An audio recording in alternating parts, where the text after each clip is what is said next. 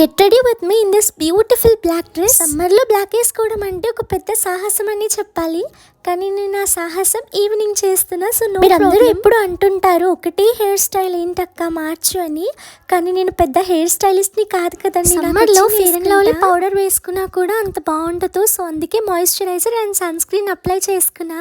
ఈ black ear rings పెట్టుకుందాం అనుకున్నాను, కానీ మళ్ళీ నాకు ఈ గోల్డ్ ఇయర్ రింగ్స్ కూడా కనిపించాయి.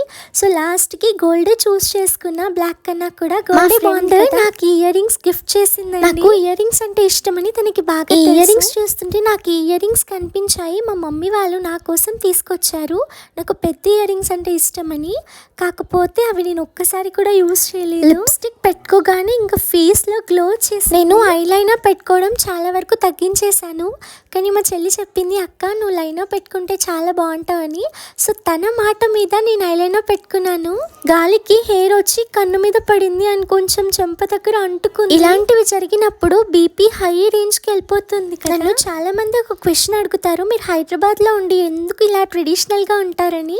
హైదరాబాద్లో ఉంటే ట్రెడిషనల్గా బ్రాస్లెట్ పెట్టుకుందాం అనుకుంటున్నాను, కానీ నాకు అస్సలే పెట్టుకోవడానికి రావట్లేదు.